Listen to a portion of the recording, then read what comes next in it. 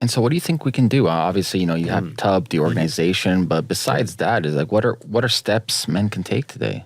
Well, I mean, I think that the main thing is in being party to conversations like the one that we're having, and being, finding places and spaces to engage with and connect with men who are dedicated to this conversation and dedicated to helping men to be empowered in a healthy manner and fashion.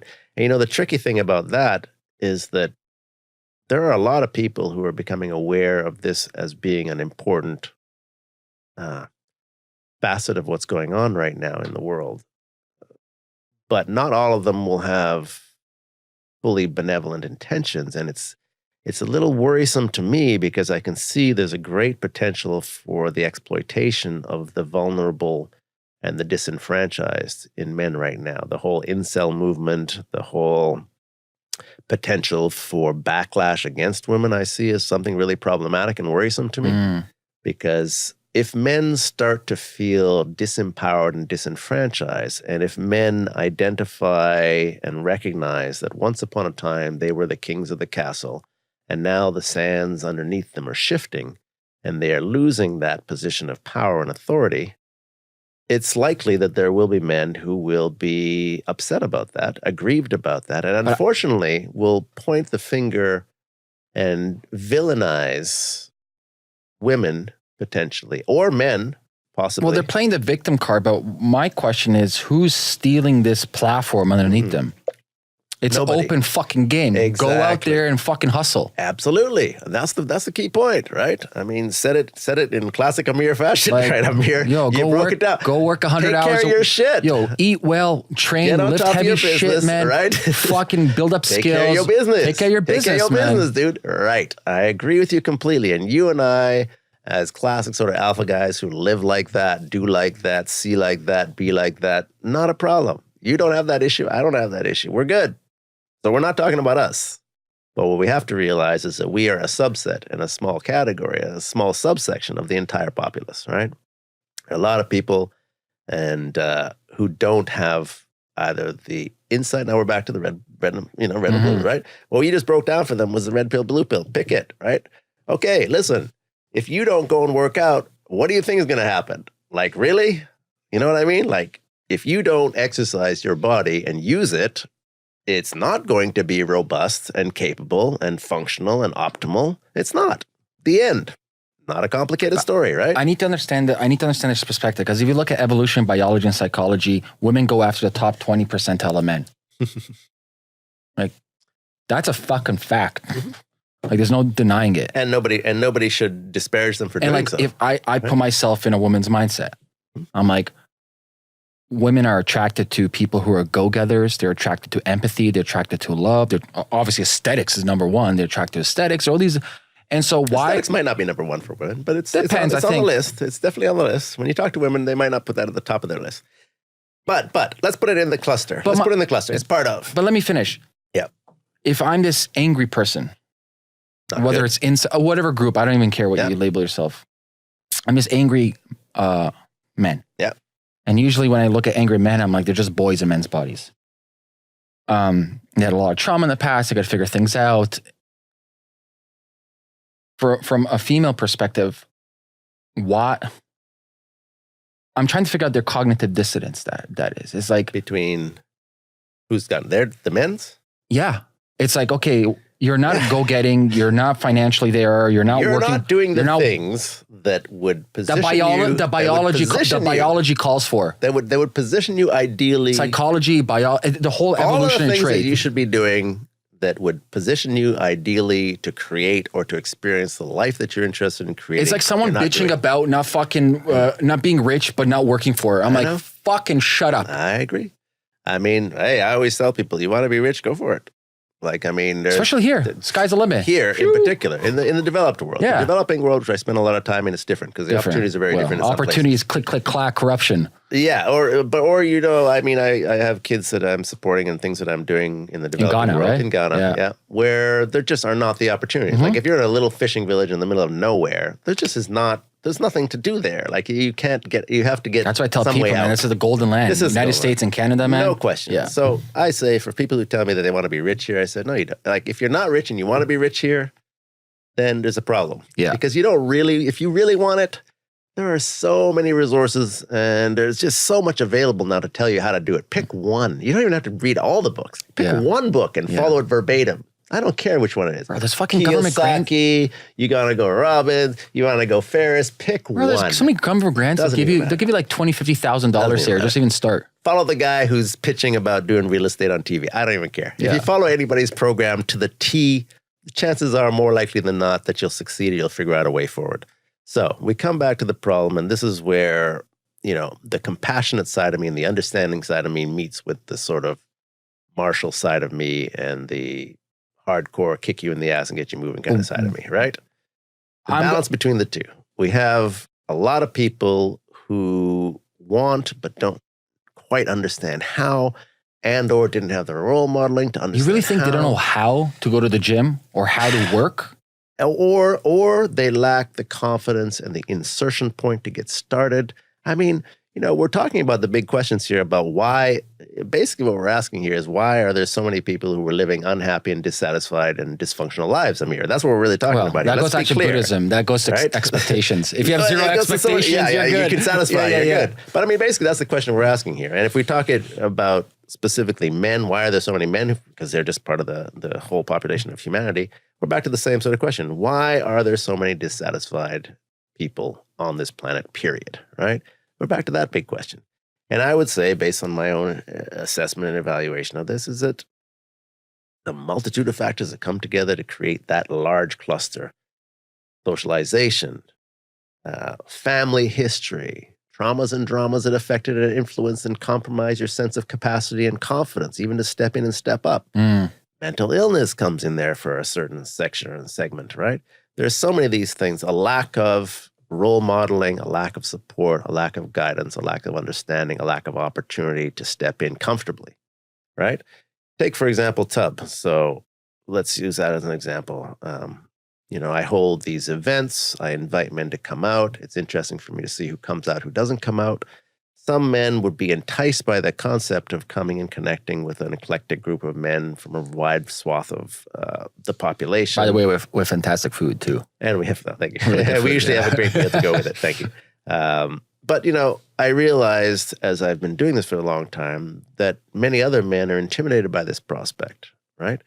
And so they won't even, they're attracted by the idea in some ways, but they're also quite intimidated. And people get into these sort of patterns of inertia where it's very hard for them to get out. You sometimes literally have to take people. I know, it's hard to sort of, when you're not that person, it's hard to understand it. And you and I are not those kind of people. I mean, I've been very proactive and I've been on a road less traveled since I was very young.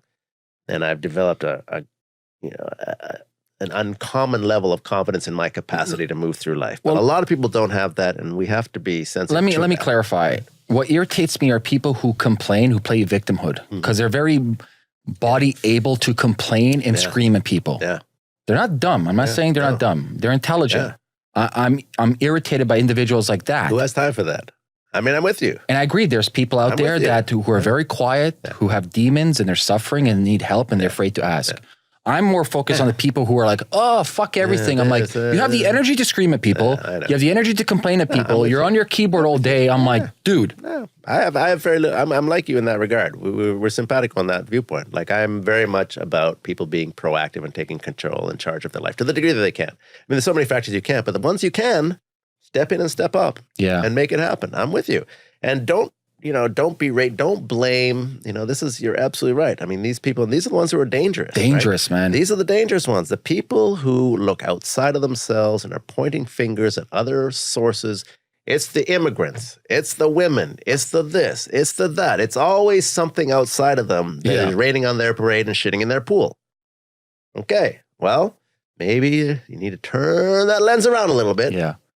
Start looking inward a little bit. Start recognizing and understanding that your modus operandi is not serving you to the best. How is that working for you? So those are the people that are really important to reach in terms of some messaging about them being willing to really take stock of who they are, how they are, and what they've been up to, and introspect around their own responsibility for what they've been creating in their lives. I'm with you about this completely. There has to be that interest in reevaluating, reassessing, and exploring the nature of self such that one can understand one's complicity in one's own misery and suffering. Because if you don't, and you're constantly looking outside for the sources, you will not resolve the problem. It will not happen. There's a lot of pain. There's a lot of pain. There's crazy feminists these days who... It's crazy everybody. It's crazy everything. And it goes to internal pains. I always say, everyone should do 6 grams of mushrooms and go on a fucking ego dissolution. Great. Or an ayahuasca journey. Sure. Or whatever it needs to do that, or go and sit in deep meditative practice and recognize and see yourself for the small little speck of microdust that you are in this universal cosmos. Right? I love the Buddhist paradigm. Yeah. So whatever way that gives you some insight into understanding both your own humility, which I think is very important, but also empowers you with an understanding of what it is that you can do to adapt and adjust. But, it's tricky. There's so much to this, which is, this is the field that I am professionally involved in, right? I mean, I'm not trying to do a spiel here, but, what I try and do is help people to understand these things, see these things, and take the steps necessary to ameliorate their own problematic patterns of behavior and habitual behaviors, right? Because habitual behaviors are entrenched in everybody. Mm-hmm. I mean, and they're very hard to transcend for many people. And some people are not even capable of recognizing their own shortcomings and seeing how those play out and affect their behavior. So giving them an opportunity and some guidance and or some reflection or some counsel around how to do that is a critical piece of this process. But certainly, the tools are available now insofar as there are people like myself, you're out there trying to offer people guidance in different ways or on different subjects or whatnot. There are people who are available who can help individuals to become more empowered, more capable. I'm interested in empowerment, not over outside factors first and foremost, but you have to be, in control of yourself, right? I mean, mastery for me is about self-mastery first. It's not about power over, it's about power over self. So I'm interested in seeing people demonstrate that. And it comes back to the point you made earlier, namely that so many people don't have self-love. They have low self-esteem, they have a low sense of who they are, they have a low sense of capacity, they have a low sense of confidence. Those things have to be addressed. Those things have to be improved. When you can help people to feel good about who they are, so that's the first step, then we can move further to figuring out, what it is what do they need and want? And the needs and wants are two different things too, Yes. right? I had a conversation with a guy the other day. I'll give a shout out. I'll give a shout out to him because I like him a lot. He's an interesting guy. And he's a MMA fighter and also MMA producer based out in Vancouver. And Saba Fidai, shouting you out in case you ever hear this. He's promoting a group called Rise Fighting Championship out there. I know Rise. Okay. Yeah. So Saba is the guy who... Oh, very cool. Yeah. So we were hanging out just recently and whatnot. And, he made a comment in the course of our conversation about having always wanted a Ferrari. And I sort of teased him a bit because he's now, he's 34 years old now. And I said, you've always wanted a Ferrari, but let me just make mention of the fact that, what you'll realize as you move forward, and of course, I'm a little bit older now, 21 years on him. I say is that your childhood and childish aspirations don't necessarily hold the same weight as you move through life, right? At a 10-year-old or 12-year-old, maybe you've always dreamed of having a Ferrari or a Lamborghini, but maybe you've come to 35 or 45 and you realize now that you're a parent and other things are going on in your life that it's not really that meaningful to you, and your contentment will not be attached so much to that experience. Because he was telling me an experience about a guy who he knows who has a Ferrari and now says, it's just a car and he doesn't drive it very much, right? And I say, the attachment to material things is one of the things that's probably easiest to shift through time. But it requires a constant refinement and assessment and evaluation of who you are and what matters to you. What matters to you, what really matters to you. Not what you've been convinced or told matters to you. Not what the marketing savants out there who are perpetually and indefinitely bombarding you with messages about what should matter to you are telling you. and that you are constantly being corrupted in mind to believe, because you've heard the commercial 10,000 times telling you that this car or that brand is what's going to make you happy. But what really works for you, what works for you in terms of the quality of the relationships that you're nurturing and the quality of relationship that you have with yourself, right? Those are the two facets that I consider to be so critical. Who are you in relation to yourself and who are you in relation to others?